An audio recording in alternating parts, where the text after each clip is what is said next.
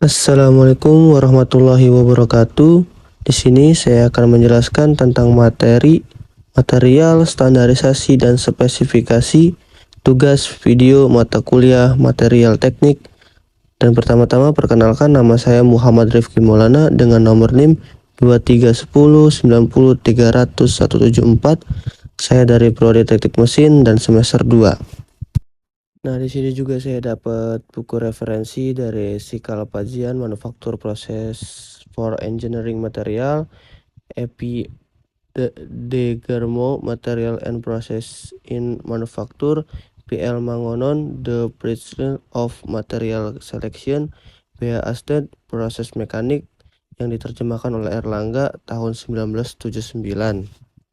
Dan lanjut saja kita masuk ke pembahasannya. Pembahasan pertama yaitu apa itu material? Material dipakai sejak manusia dilahirkan di bumi sebagai salah satu sarana untuk bisa survive dalam kehidupannya. Dan dalam konteks alat produksi, material lahir secara bertahap, seiringnya dengan perkembangan iptek yang dipahami oleh manusia, dimulai dengan zaman batu, perunggu, dan besi. Di era kehidupan modern, material tidak cukup untuk sandang dan perumahan, tetapi sudah menjadi bahan baku utama segala macam industri.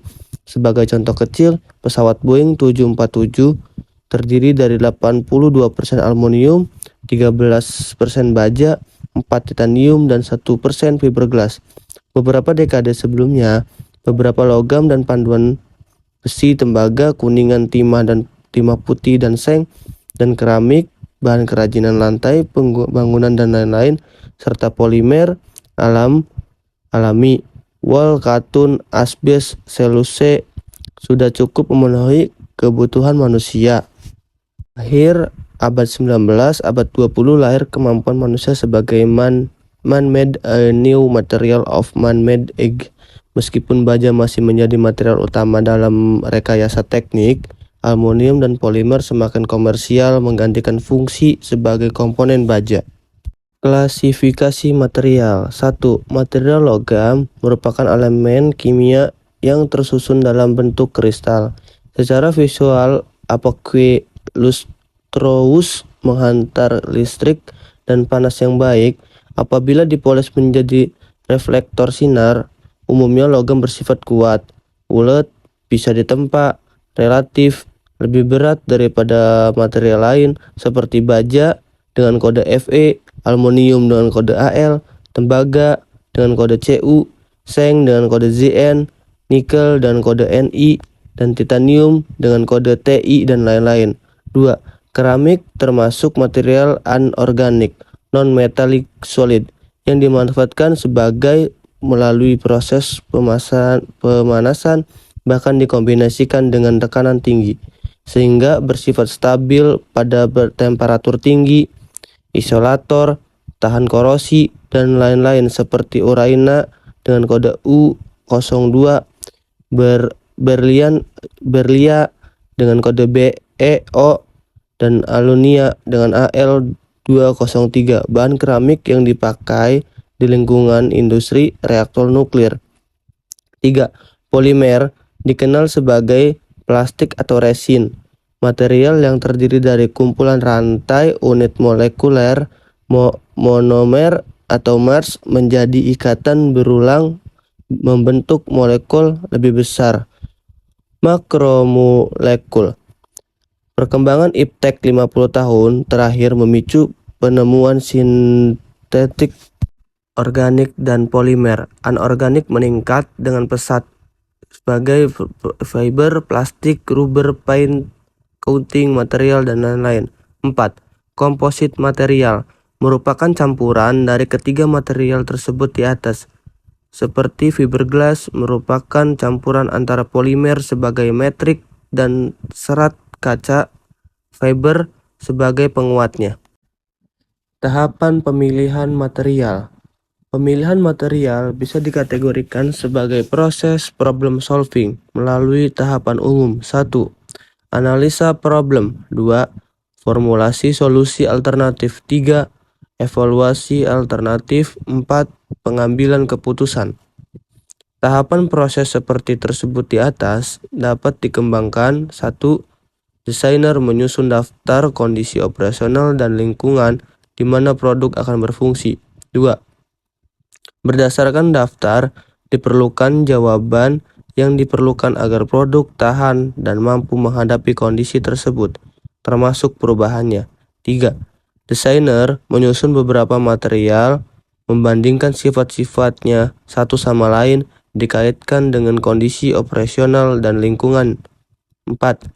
Desainer menentukan atau memilih material dengan pertimbangan menyeluruh. Rancang, bangun, dan rekayasa taktik merupakan tugas yang kompleks, memerlukan pertimbangan banyak faktor yang saling berkaitan, tetapi tidak semua kompatibel melalui 3 kategori pendekatan. 1. Persyaratan fungsional. 2. Analisa total life cycle. Dan 3. Faktor utama lain. Ketiga kategori di atas ada yang overlapping tetapi saling melengkapi, maka desainer idealnya harus mengetahui faktor mana yang relatif paling penting dan sangat berdampak pada desain. Lingkup persyaratan fungsional. 1. Spesifikasi performance. A. Definisi atau menetapkan kebutuhan. B. Resiko dan konsekuensi under specification. C. Konsekuensi over specification. 2. Konfigurasi desain. A. Pertimbangan beban dan tegangan. B. Batasan ukuran berat atau volume. C. Lingkungan agresif atau berpotensi mempercepat kerusakan. D. Antisipasi kekurangan. E. Keandalan pemeliharaan, ketersediaan, dan kemampuan repair. F. Jumlah yang akan diproduksi dan kandidat material. 3. Redesign. A. Design review. B. Simplifikasi atau standarisasi. C. Substitusi fungsi. Persyaratan fungsional dalam desain. Desain harus memenuhi spesifikasi performance yang merefleksikan hasil analisa menyeluruh tentang persyaratan fungsi produk.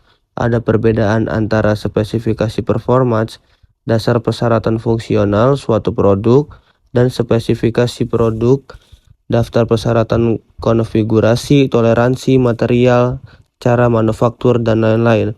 Contoh menentukan spesifikasi performance yang dikaitkan dengan ketahanan korosi dapat melalui 3 tahapan yang berbeda.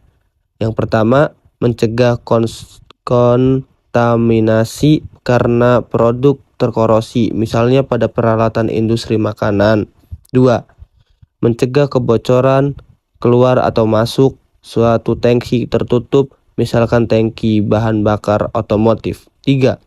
Mencegah integritas struktur konstruksi, misalnya jembatan harus mempunyai umur pakai puluhan tahun. Dan kita ilustrasikan sebagai spesifikasi performance, sistem knalpot mobil automotive exhaust system harus memenuhi persyaratan fungsional sebagai berikut. Dan yang pertama, menghantarkan gas buang mesin menjauhi dari unit mesin. 2. Mencegah gas beracun masuk ke dalam mobil. 3. Mendinginkan gas buang. 4. Mengurangi kebisingan mesin atau disebut juga engine noise. Dan 5. Mengurangi bagian bodi mobil terekspos dengan gas buang. 6.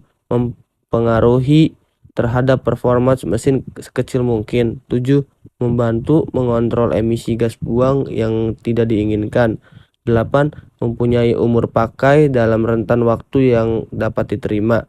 9. Mempunyai nilai biaya yang logis, baik sebagai komponen orisinil dan sebagai komponen yang diganti.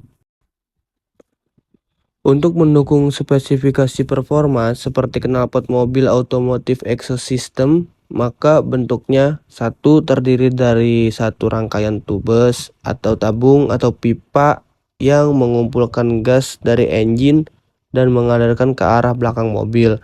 2. Ukuran tabung atau pipa ditentukan berdasarkan volume gas yang buang yang akan dialirkan. 3. Ada komponen tambahan dalam sistem knalpot yaitu muffler, berfungsi untuk meredam atau mengurangi suara. 4. Bahkan ada yang diisi dengan katalis untuk mengubah gas beracun menjadi turun kadarnya dan emisinya tidak berbahaya. 5.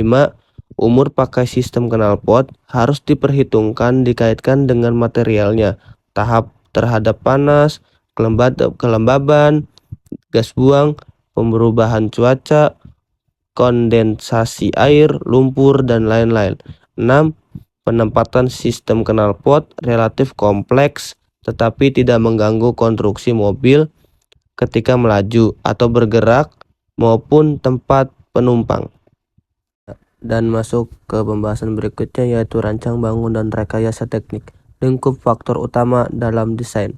1. Perkembangan terakhir, pengetahuan, paten, kompetitor, dan lain-lain. 2. Kesesuaian dengan standar. 3. Persyaratan keamanan, registrasi dari otoritas yang mewakili konsumen, warning, label, dan lain-lain. 4. Keamanan dan kesehatan kerja dalam proses manufaktur. 5. Persyaratan lingkungan. 6. Standar industri, SNI, ASTM, ANSI, SII, JIS, dan lain-lain. 7. Faktor manusia, kemudahan dalam operasional pemeliharaan. 8. Estetika. 9. Biaya. Rancang bangun dan rekayasa teknik juga dibagi menjadi 11. Yang pertama yaitu pemilihan material, yang kedua itu mampu atau kemudahan dalam produksi, yang ketiga mempunyai ketahanan, yang keempat mempunyai nilai ekonomis dan secara teknis mudah untuk direclaiming, yang kelima yaitu persyaratan atau pertimbangan energi, produksi, operasional, reklamasi, dan yang keenam ramah terhadap lingkungan, dampak produk terhadap lingkungan, pengaruh lingkungan terhadap produk. Yang ketujuh, inspeksi dan pengujian untuk jaminan kualitas. Yang kedelapan, handling. Yang kesembilan, packaging. Yang kesepuluh, pengiriman dan penyiapan. Dan yang kesebelas, nilai barang bekas atau scrap value. Rancang bangun dan rekayasa teknik juga ada lingkup faktor utama dalam desain. Ada dua alasan mengapa material tertentu untuk aplikasi tertentu pula selalu dipilih. Karena satu, material tersebut sudah umum, alasan teknis dan ekonomis saat itu, seperti plat baja, karbon bodi mobil, besi cor untuk rumah, mesin, dan lain-lain. 2. Material tersebut mempunyai sifat yang cocok dan unik sesuai fungsinya. Tetapi dengan perkembangan ilmu pengetahuan dan teknologi, meningkatnya hak paten suatu penemuan maupun inovasi, kebutuhan yang semakin meningkat dari aspek keamanan, khususnya dampaknya bagi manusia, perlindungan lingkungan, akses produksi dan manufaktur, evaporative casting, CNC matching, otomatisasi, dan lain-lain, penghematan biaya, khususnya biaya energi, serta perkembangannya standar, maka material-material konvensional banyak yang disubstitusi sebagai komponen dari baja digantikan aluminium, plastik, dan lain-lainnya. Ada beberapa faktor umum dalam pemilihan material. Yang pertama, persyaratan fungsional dan batasan, constraint. Yang kedua, sifat mekanis, mechanical properties. Yang ketiga, konfigurasi desain. Yang keempat, ketersediaan dan alternatif material. Yang kelima, kemampuan dan kemudahan difabrikasi atau casting, rolling, forming, forging, welding, dan lain-lain. 6. Ketahanan terhadap serangan korosi dan degradasi sifat mekanis karena lingkungan. Ketujuh, stabilitas terhadap lingkungan khususnya temperatur, radiasi. Yang kedelapan, sifat yang unik dan dominan. Yang kesembilan, biaya material, cost of raw material. Sifat mekanis, statik, dan desain. Dalam konfigurasi desain maupun pemilihan material tidak lepas dari sifat mekanisnya, khususnya sifat statiknya mencakup 1.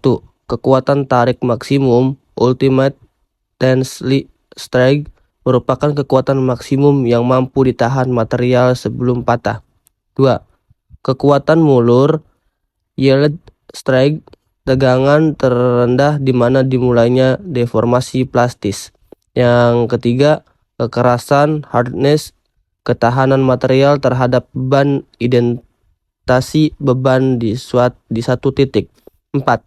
Keuletan ductility diukur berdasarkan persentase pengecilan, penampang atau pertambahan panjang saat uji tarik spesimen. Yang kelima, ketangguhan toughness diukur berdasarkan besarnya energi yang mampu diserap dalam uji impact.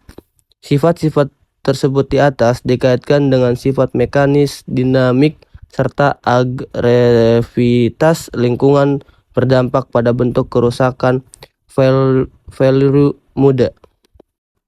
Faktor-faktor yang mempengaruhi service life peralatan, contohnya heat exchanger atau tangki di pabrik kimia, pompa, jembatan, otomotif, dan lain-lain. 1. Desain. 2. Material untuk konstruksi, material of construction, spesifikasi, fabrikasi dan kontrol kualitas, fabrikasi atau quality control. Dan yang kelima, pengoperasian, operation. Yang keenam, pemeliharaan atau maintenance. Yang ketujuh, kondisi lingkungan. Dari berbagai faktor tersebut tadi, yang relatif bobotnya penting adalah yang pertama yaitu desain dan yang kedua material. Keduanya sama pentingnya untuk mencapai kinerja, performance, dan umur pakai lifetime seperti yang diinginkan. Apakah standar itu? Standar ditulis oleh institusi standar seperti BSI, AFNOR Prancis, DIN dari Jerman, ANSI, ASTM, IC, API, SAE Amerika, JIS Jepang, dan SNI Indonesia. Institusi standar mempunyai kebijakan redaksional yang tegas dan lugas, dan biasanya rancangan standar dikaji ulang oleh berbagai pihak yang terkait. Standar dirancang seputar persyaratan di mana harus cocok atau sesuai dengan apa yang harus dicapai. Persyaratan tersebut harus mampu diuji variabel dan berbagai variasinya harus dapat dikontrol. Apabila di dalam standar masih ada kalimat atau ketentuan yang mengizinkan adanya perubahan, misalnya dengan kata-kata by agreement, maka akan mengurangi tingkat keandalan standarisasinya. Nah, di sini juga ada tabel yang hierarki badan standarisasi.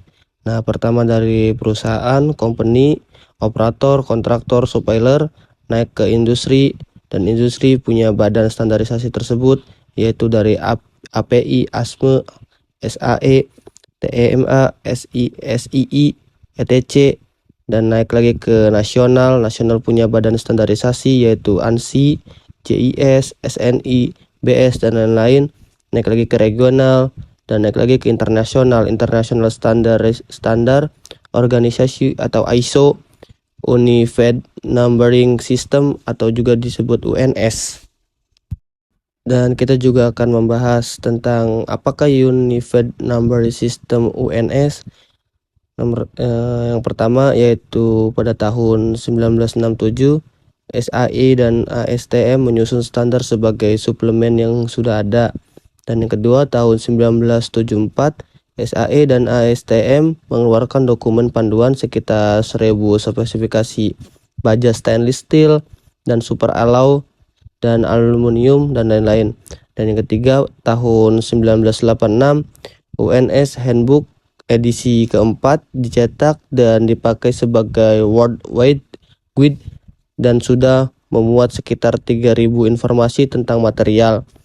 Deskripsi UNS dikategorikan ke dalam 18 grup material dan panduan. Cara penomorannya menggunakan awalan huruf tunggal diikuti dengan angka 5 digit, contohnya IC 1020, UNS G 10200, IC SS316, S31600, AA, AAA, I 2024, UNS A19 2024. Kita masuk ke pembahasan berikutnya, yaitu apakah spesifikasi. Spesifikasi biasanya ditulis oleh seorang perusahaan, asosiasi perdagangan, atau suatu departemen pemerintahan. Spesifikasi ditulis oleh seseorang atau tim tanpa dikonsultasikan dengan pihak lain yang terkait dan dirancang untuk memenuhi atau cocok dengan aplikasi tertentu. Kedua, terminologi yaitu standar dan spesifikasi dimanfaatkan secara terbatas di lingkup permasalahan teknis, sedangkan istilah kontrak dan keuangan dicakup dalam dokumen yang lain. Dan di sini kita akan mengambil contoh dari standar produk baja USA. Akronim dan standarnya, akronim dan kode ARR, American Ice of Railroads. Yang kedua yaitu ABS, American Bureau of Shipping. API, American Petroleum Institute. Area, American Railways Engineering. ASME, American Society of Mechanical Engineer. ASTM, American Society of Testing Material. MIL atau JAN, Department of Defense. FID, General Service Administration. SAE, Society of Automotive Engineer. AMS, Aerospace Material Specification. IC, American Iron dan Steel Institute. UNS, ASTM atau SAE, United Numbering System. Kriteria dalam penyusunan spesifikasi juga dibagi beberapa. Spesifikasi yang baik terdiri dari elemen utama atau kunci yang mudah dipahami secara jelas oleh pemilik, perancang, kontraktor, dan subkontraktor antara lain mencakup. Yang pertama, judul yang jelas, clear title. Yang kedua, ruang lingkup, scope. Yang ketiga, pengecualian, exceptions. Yang keempat, terminologi. 5, dokumentasi referensi. Yang keenam, deskripsi, persyaratan, apa, kapan, dan bagaimana, dan lain-lain. Yang ketujuh, standar untuk mengukur kualitas. Yang ke-8, dokumentasi. Nah, di atas itu kriteria dalam penyusunan spesifikasi. Jadi kita juga harus ada susunan untuk spesifikasi seperti di atas ini. Klasifikasi bahan atau material. Di sini juga ada beberapa fungsi. Yang pertama, standar atau spesifikasi bahan atau material logam. Yang kedua, pedoman untuk pemilihan material selection. Yang ketiga, dokumentasi bagi konsumen dan produsen. Dan ada tujuannya juga, yaitu yang pertama, mengetahui produk atau material logam yang tersedia di pasaran. Yang kedua, karakterisasi produk atau material logam untuk keperluan rekayasa teknik antara lain. Yang A, technical drawing. Yang B, purchasing specification.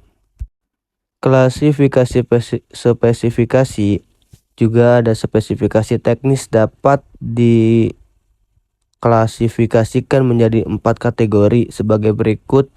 Spesifikasi desain rancangan. Design specification adalah kriteria desain untuk suatu produk atau sistem peralatan atau fasilitas tertentu dan lain-lain. Yang kedua, spesifikasi material menyajikan komposisi material dan sifat fisik maupun sifat mekanis termasuk sifat korosi dan lain-lain. Yang ketiga, spesifikasi konstruksi, cara-cara konstruksi yang memanfaatkan material tertentu atau spesifikasi dan lain-lain. Yang keempat, spesifikasi kinerja atau unjuk kerja performance.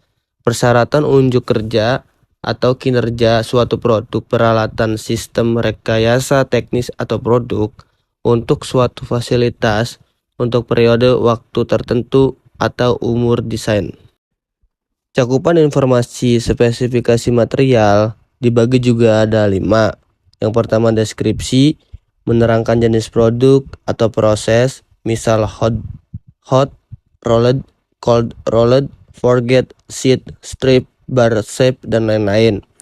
Yang kedua komposisi kimia, termasuk cara mengukurnya.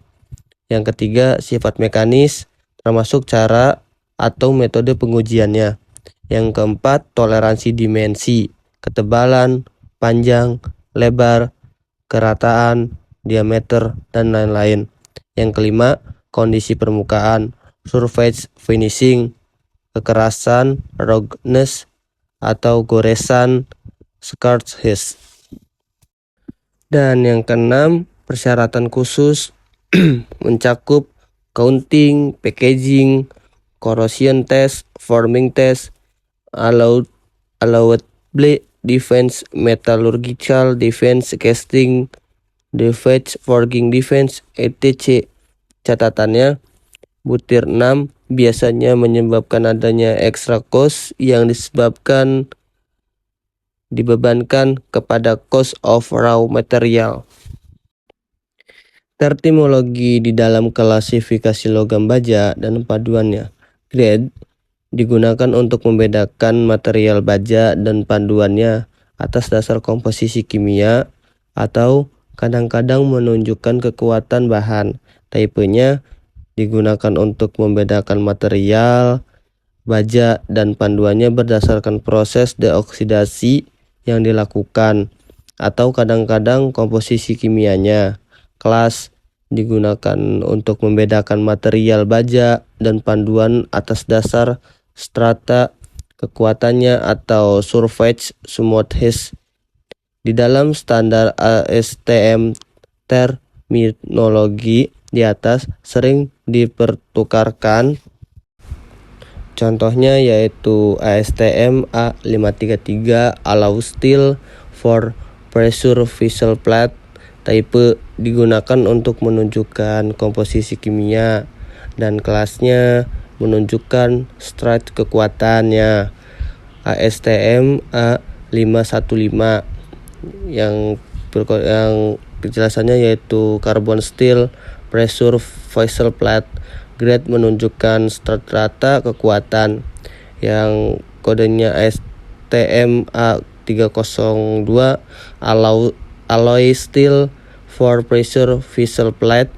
Grade-nya A sampai dengan D menunjukkan persyaratan komposisi kimia dan sifat mekanisnya.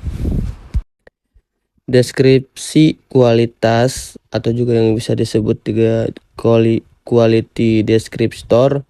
Istilah kualitas atau quality di dalam industri baja untuk mendeskripsikan produk yang dihasilkan mencakup karakteristik khusus, aplikasi tertentu, proses fabrikasi lanjut atau manufacturing khusus, dan lain-lainnya. Tujuannya yaitu yang pertama, agar terjadinya komunikasi yang baik antara produsen atau antara produsen dan konsumen. Yang kedua, mendeskripsikan kualitas produk logam, baja, dan panduan sesuai dengan diinginkan atau penggunanya maupun fungsinya. Selanjutnya, deskriptor kualitas baja karbon dan panduan. Quality description mendeskripsikan kualitas produk logam baja dan panduannya sesuai dengan penggunaannya. Yang A, baja karbon 1 semi finishing for forging 1:1 forging quality, special hardenability, special internal soundness, non metallic inclusion requirements, special surface. Dan yang kedua, carbon steel structural section 2:1 structural quality. Yang ketiga, carbon steel plate regular quality, structural quality, cold drawing quality, etc. Dan apa sih designation itu? Designation adalah spesifik specification setiap grade, tipe atau kelas material baja dan panduannya dengan memberikan kode angka, huruf, atau simbol demikian sehingga identitas material tersebut bersifat unik dan memberikan makna atau arti nilai atau sifat tertentu material logam. Biasanya, berdasarkan sifat atau nilai komposisi kimianya atau sifat mekanisnya, standar atau specification material logam yang unik dan mempunyai nama banyak dipakai oleh yang pertama, American Iron and Steel Institute atau disingkat juga IC. Yang kedua, Society of Automotive Engineering atau yang disingkat juga CAI. Yang ketiga, Deutsche Industrial Raum atau yang disingkat juga dengan sebutan DIN. Lanjut masuk ke pembahasan berikutnya, yaitu kita menjelaskan apa itu DIN, Material Designation, penjelasan nama baja dan panduannya berdasarkan komposisi kimia menurut DIN IN 127. Angka awal menunjukkan kandungan karbon kali 100, diikuti elemen panduan dan persentase elemen panduan tersebut.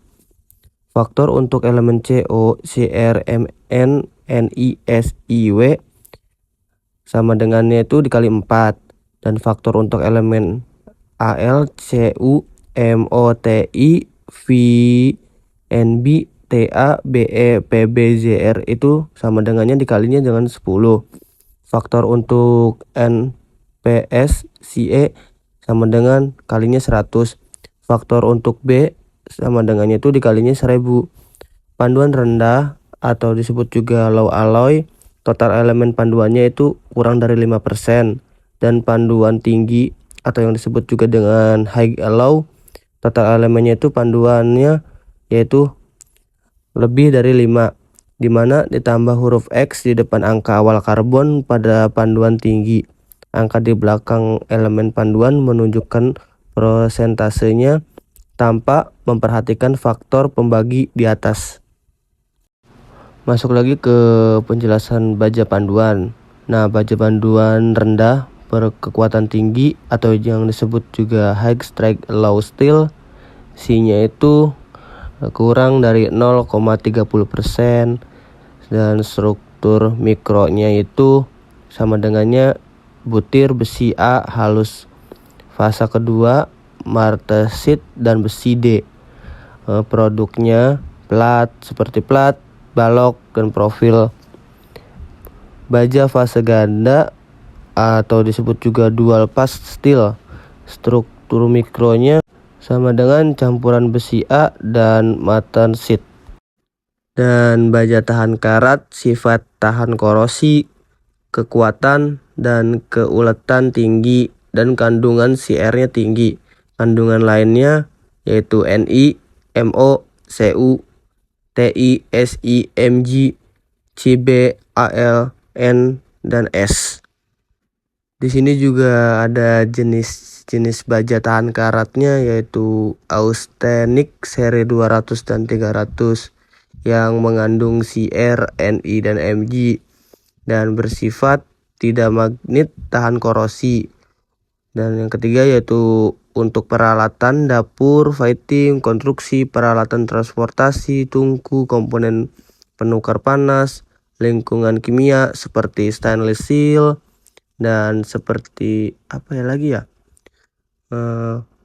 ya pokoknya yang tidak bisa karat lah gitu. Yaitu Ferintic seri 400 yang mengandung CR tinggi hingga 27% dan bersifat magnet, tahan korosi untuk peralatan dapur dan sebagainya. Yang C yaitu Martamestic seri 400 dan 500 mengandung 18% CR, tidak ada Ni, bersifat magnet, berkekuatan tinggi, keras, tahan patah dan ulet untuk peralatan bedah, instrumen, katup, dan pegas. Dan yang D-nya ini pengerasan presipitasi yang mengandung CrNi, Cu, Al, Ti, dan MO, bersifat tahan korosi, ulet, dan berkekuatan tinggi pada suhu tinggi. Untuk komponen struktur pesawat dan pesawat ruang angkasa. Dan yang E yaitu struktur duplex, campuran austenit dan ferrit, biasanya untuk komponen penukar panas dan pembersih air. Nah, masuk ke pembahasan berikutnya yaitu besi cor. Besi tuang disusun oleh besi 2 11-4 50% karbon dan 35%-nya itu silikon. Kandungan Si mendekomposisi Fe3C menjadi Fe, A, dan C grafit. Nah, di samping juga di sini ada contoh dari grafiknya yaitu atomic present karbon, dan di bawahnya itu weight persen karbonnya. Jenis besi cor juga dibagi menjadi 4, yaitu besi cor kelabu, besi cor nodular atau ulet, besi cor tuang putih, besi cor maleable.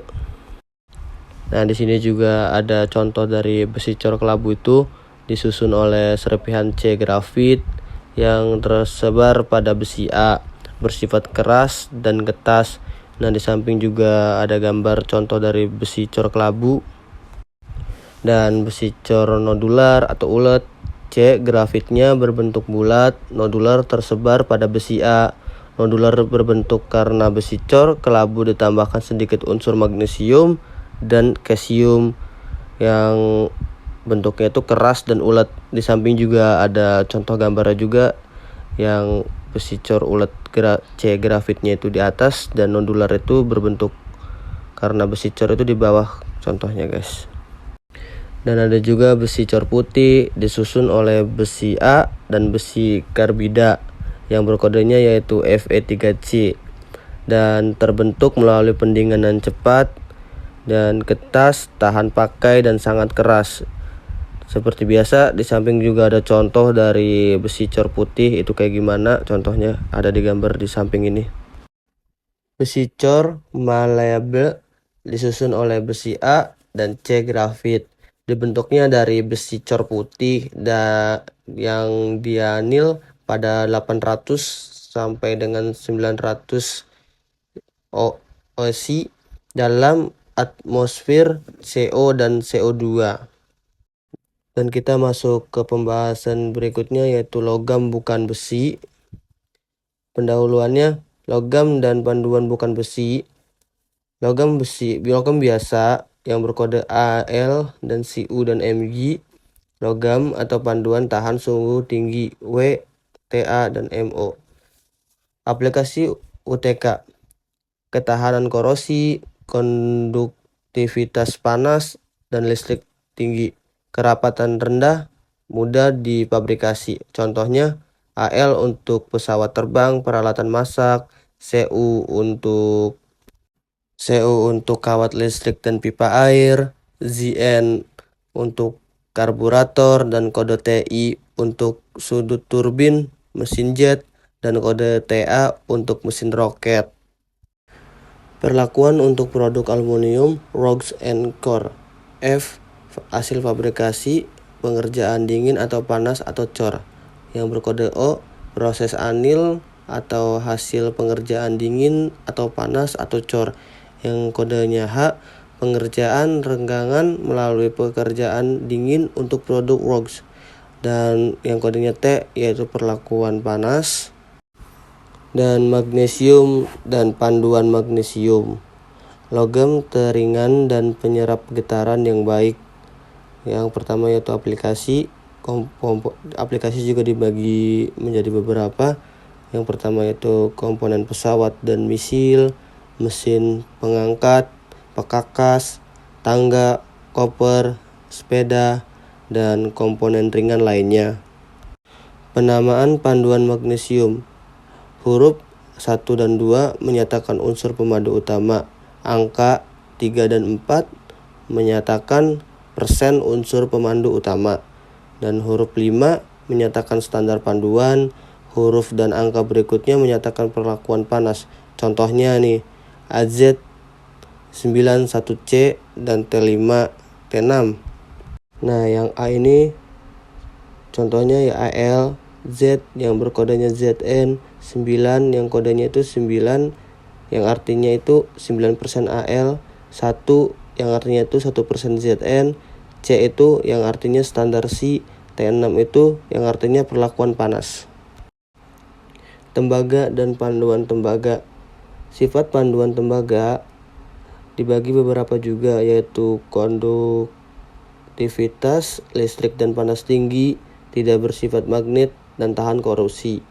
Yaitu ada juga aplikasi, yaitu dibagi juga menjadi komponen listrik dan elektronik, pegas, cartridge, pipa, penukar panas, peralatan panas, perhiasan, dan lain-lainnya. Nah, di sini juga ada jenis panduan tembaga yang dibagi menjadi 6.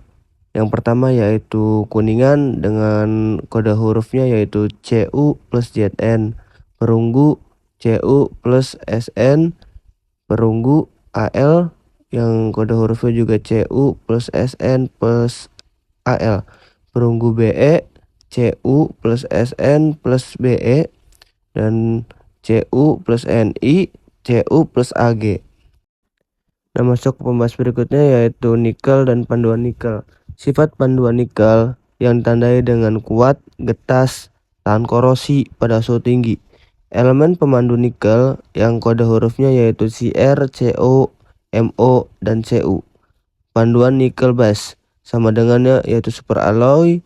Panduan nikel tembaga sama dengan monel. Panduan nikel krom sama dengannya itu Inconel. Panduan nikel krom molybdenum sama dengannya hastelloy. Panduan nikel krom besi sama dengan nikrom. Panduan nikel besi sama dengan invar. Kita ambil contoh dari superalloy yang bersifat tahan panas dan tahan suhu tinggi. Aplikasinya yang bisa diaplikasikan di mesin jet, turbin gas, mesin roket, pekakas, dies, industri nuklir, kimia, dan metrokimia. Jenisnya yaitu superalloy, dan superalloynya itu dibagi 3 juga. Ada superalloy besi base 32% sampai dengan 67% Fe, 15% dan sampai dengan 22% Cr, 9 sampai 30%-nya Ni. Superalloy cobalt base 35 sampai 65% Co, 19 sampai 30% Cr, 35% Ni. Superalloy nickel base 38 sampai dengan 76% Ni, 27% Cr, 20%-nya itu Co. Dan masuk ke pembahasan berikutnya yaitu keramik. Keramik adalah senyawa logam atau bukan logam yang mempunyai ikatan atom ionik dan kovalen. Ikatan ionik dan kovalen menyebabkan keramik mempunyai titik lebur tinggi dan bersifat isolator. Keramik terdiri dari keramik tradisional disusun oleh tanah liat, silika, dan feldspar. Contohnya bata, ubin, genteng, dan porselen. Keramik murni atau teknik disusun oleh senyawa murni. Struktur kristal keramik adalah sebagai besar keramik diikat secara ionik dan hanya sedikit tang diikat secara kovalent. Ikatan ionik biasanya mempunyai diameter atom kation lebih kecil dari atom anion. Akibatnya, atom kation selalu dikelilingi atom anion. Jumlah atom tetangga terdekat atau mengelilingi atom tertentu dikenal sebagai bilangan koordinasi atau yang disebut juga coordination number. Struktur kristal AX. Struktur intan dibagi menjadi 2, bentuk sama seperti JNS, tetapi seluruh atomnya diisi atom Si, dan ikatan atomnya ikatan atom kovalent. Struktur kristal AMXP atau dibagi juga menjadi Al203 korundum. Bentuk heksagonal, tumpukannya padat. Nah, di samping ini struktur kristal Al203 yang di atasnya itu gambar tersebut. Struktur kristal AMBN-XP dibagi juga menjadi BaTi03 atau yang disebut juga baterium. Bentuk kristal perovskite, atom katium Ba2+ dan Ti+4, atom anion sama dengannya yaitu O2-. Next, masuk ke pembahasan berikutnya yaitu material plastik atau polimer. Berdasarkan kekuatan intermolekuler diklasifikasi menjadi 3. Yang pertama yaitu elastomer, yang kedua plastik, dan yang ketiga adalah fiber. Karena sifatnya viskoelastik, polimer dapat memperlihatkan ciri-ciri glassy, brittle, solid, elastic, rubber, atau viscous liquid pada kondisi temperatur yang berbeda dan stress loading sebagai fungsi waktu. Di atas temperatur glaciation atau yang disebut juga singkatannya temperatur, sehingga bersifat keras, hard, kaku, stiff, dan seringkali rapuh atau disebut juga brittle karena temperatur naik di atas glaciation range. Polimer menjadi viskoelastik dan derajat elastiknya meningkat secara signifikan. Pada temperatur yang tinggi lagi, polimer menjadi free flowing, viscous liquid, sehingga cocok dan mampu dilakukan ekstrusi atau molding. Material plastik atau polimer ada 2 macam. Yang pertama yaitu termoplastik dan yang kedua termosetting. Termoplastik terdiri dari molekul berantai panjang linier atau bercabang tetapi tidak saling interconnect. Mempunyai sifat plastisitas dan meningkatkan temperatur dan mengalami perubahan kimia ketika dipanaskan maupun didinginkan, sehingga sifat plastisnya tetap karena strukturnya tidak berubah atau disebut juga reversible. Beberapa contoh material termoplastik antara lainnya yaitu polyethylene